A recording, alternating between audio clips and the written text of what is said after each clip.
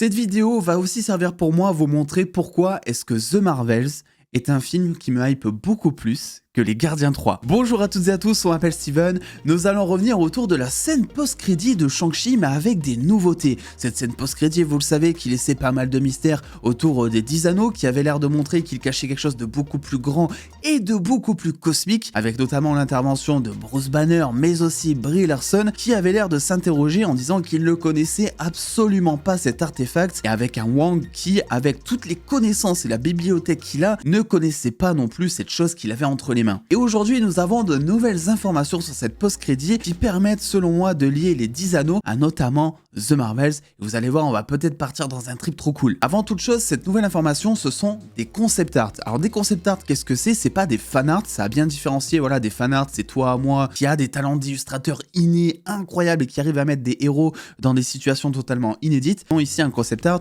c'est la production qui s'en charge directement et ça sert pour les équipes d'effets spéciaux lors de la pré-production, mais aussi pour le tournage. Bref, c'est un gain de temps et donc d'argent qui permet en fait de tourner plus vite et donc ça permet aussi d'avoir des idées. Les concept art, très souvent, ils sont soit gardés tels quels pour le film, même si évidemment ça rend toujours mieux sur papier en 2D qu'en 3D dans un film, soit ils sont transformés, ils sont abandonnés. Et donc aujourd'hui, ce concept art, eh bien c'est ça. Et regardez bien un petit peu tous les détails qu'il y a, que l'on va analyser, qui sont ultra intéressants. Et je vais pas y aller par quatre chemins. Moi, ce qui m'a le plus frappé quand j'ai vu ça ce matin, où je me suis dit direct, il faut que j'en fasse une vidéo, ce sont les couleurs qui sont inscrites sur ce concept art. Dans la scène post-crédit qui a été gardée à la fin de Shang-Chi, ce sont des couleurs orange en fait, tout bonnement, donc il n'y a pas besoin de théoriser. C'est la magie de Wong, tout est orange, tout est beau, c'est incroyable, et c'est ma couleur préférée aussi qui plus est. Mais ici, sur ce concept art, ils avaient fait le premier choix avec un Wong qui invoquer différentes couleurs. Donc on remarque du bleu, on remarque un peu de rouge aussi tout à gauche,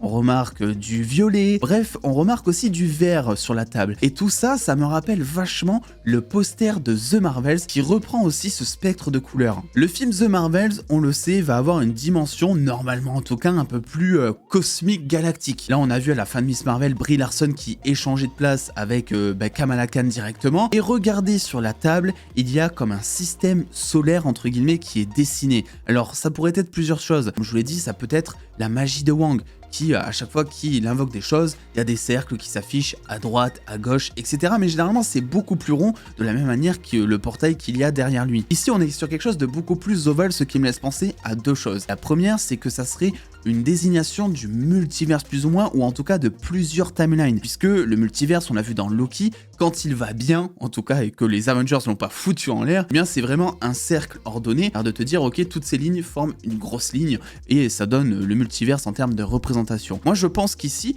c'est soit plusieurs timelines qui sont affichées, mais de manière ordonnée, et non pas comme dans Loki, où on a plusieurs timelines qui partent d'une autre, où il y a plein de nexus qui se dessinent, etc. Là, ça voudrait dire que ces timelines sont indépendantes les unes des autres, et qu'elles vont très bien. Soit, comme je l'ai dit, c'est un espèce de système solaire. Dans la scène post-crédit de Shang-Chi, ce qu'on a l'air de nous vendre avec cette post-crédit, avec ces 10 anneaux, c'est qu'en fait, ça ferait une espèce de carte, ça donnerait une espèce de route pour aller chercher quelque chose, ou pour retrouver quelque chose, ou pour trouver quelque chose d'encore plus puissant. Et si justement ces 10 anneaux servaient à aller chercher un plus gros pouvoir, un pouvoir qui serait gardé quelque part dans l'espace, pourquoi pas aussi dans le temps. Et c'est là où la folie commence, puisque je n'arrête pas de penser à cette théorie. On l'a émise plusieurs fois sur la chaîne il y a maintenant des mois, on l'a émise un petit peu avec Shang-Chi, on l'a émise un petit peu lors de Loki, beaucoup plus avec Miss Marvel, c'est que les bracelets, les 10 anneaux et le bracelet de Miss Marvel sont liés. On l'a vu à la couleur qu'ils émettent tous les deux, on l'a vu aux inscriptions, au style un petit peu, on sait que la direction artistique chez Marvel c'est quand même très important au niveau de la représentation des couleurs, etc. Et récemment on a aussi eu un petit doute avec notamment le TVA, mais aussi l'univers de Kang, donc son royaume, où il y avait certaines inscriptions qui revenaient par-ci par-là, ce qui me laisse dire qu'en fait les 10 anneaux, le bracelet, le TVA et la technologie de Kang, eh bien tout ça c'est lié, et je pense que ça vient soit de son époque, soit directement de sa technologie, et donc de son époque. Je vais pas plus m'étaler que ça, je vous laisse aller voir la vidéo qui en parle, qui est sortie il y a quelques temps, mais dans une récente vidéo théorie, on avait dit justement que le Kang d'Ant-Man Ant-Man and the Wasp Quantumania n'était pas si méchant que ça, et que s'il s'était fait exiler, c'était peut-être parce qu'il voulait contrecarrer le fameux plan des gardiens qui serait en gros d'établir quelque chose pour contrôler toute la timeline, tout le multiverse. Je vous laisse aller voir la vidéo parce qu'il y a vraiment toutes les explications et elles sont plutôt cool. Si justement c'était pour ça qu'il s'était fait exiler, moi je pense que ces objets, ces 10 anneaux, ce bracelet entre autres, je pense que une fois réunis, ça va tracer une route pour aller chercher un pouvoir, mais genre incommensurable, un petit peu de la même manière que le gant de l'infini qui réunissait en gros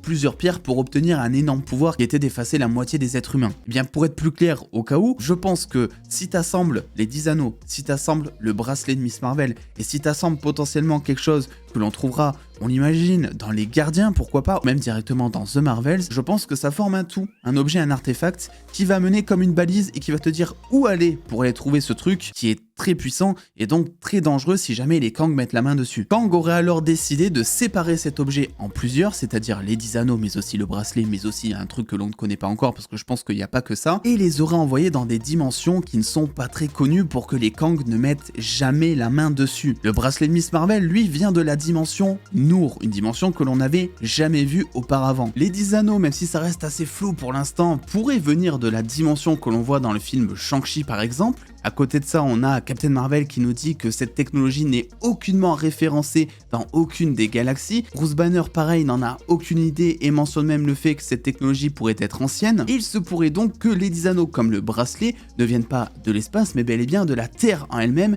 mais dans une autre dimension, ce qui expliquerait donc que ça ne soit pas référencé chez aucun de nos Avengers. Et comme je suis d'avis de dire que ce ne sont pas que les deux seuls artefacts, est-ce que le film Doctor Strange 3, qui est sous rumeur d'être présent avant la sortie de Secret Wars, est-ce qu'il ne nous donnerait pas un nouvel artefact là-dedans? Parce qu'on l'a vu à la fin de Doctor Strange 2, ils vont dans la dimension noire. Vous allez pas me faire croire qu'ils vont rien trouver dedans. Et donc finalement, il y a de plus en plus d'éléments logiques juste à partir de ce concept art. Vous le voyez très bien, on arrive à déterminer que Kang était peut-être pas si méchant que ça. On arrive à déterminer un peu plus son plan peut-être. Le fait qu'il ait décidé d'envoyer tous ces artefacts dans des dimensions séparées afin que les Kang méchants soit ne trouvent pas du tout, soit aient beaucoup plus de mal à mettre la main dessus. Parce que une fois réunis, tout ça, ça pourrait permettre de leur donner la clé à une dictature totale sur tout le multiverse. Bien que je pense que c'est déjà un petit peu le cas, je vous laisse aller voir la vidéo théorique qui en parle parce que c'était peut-être eux depuis tout le début du MCU en fait. Puis auquel cas, si jamais ce n'est pas eux, moi j'ai envie de dire, alors ça vient d'où? C'est qui est derrière tout ça? Parce que ces 10 anneaux, ces bracelets, on va en reparler dans le MCU, ils n'ont pas juste été introduits pour donner des pouvoirs à Miss Marvel, pour donner des pouvoirs à Shang-Chi. Je pense qu'il y a un énorme background à côté, comme le tease la scène post-crédit de Shang-Chi d'ailleurs. Et je me dis, c'est un petit peu obvious parce que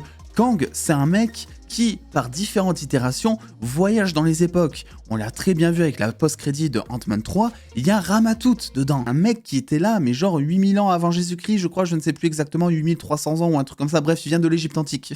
Ça vous va? Tu regardes les bracelets, c'est typiquement la technologie qu'il pourrait y avoir en Égypte antique avec un petit peu de magie en plus, on dira. Pourquoi je ne m'énerve quand je vous dis ça? Je ne sais pas. Donc en vrai, quand tu regardes tous les artefacts, quand tu regardes les inscriptions, moi je pense que les inscriptions qu'il y a sur à peu près tous les artefacts et même sur la ville de Quantumania dans Ant-Man 3, etc. Je pense que ça, c'est la langue du futur de Kang qui vient du 31e siècle. Une espèce de hiéroglyphes, etc. qui peuvent faire penser d'ailleurs à une Égypte antique, mais c'est pas vraiment de l'égyptien. Parce que oui, je suis assez calé, évidemment, je connais l'égyptien, évidemment. Quand tu vois la gueule de tous ces trucs, tu te dis, c'est une langue du futur, associé à une technologie ou des matériaux en tout cas du passé, parce que Kang a voyagé entre les époques, etc. Et le point commun entre les deux, eh bien c'est justement un énorme pouvoir que voudraient récupérer les Kang pour peut-être créer le Beyonder, ou en tout cas une de ses adaptations en live action. Donc je vous laisse aller voir la vidéo qui en parle pour vous donner tous les détails, on a pas mal théorisé là-dessus,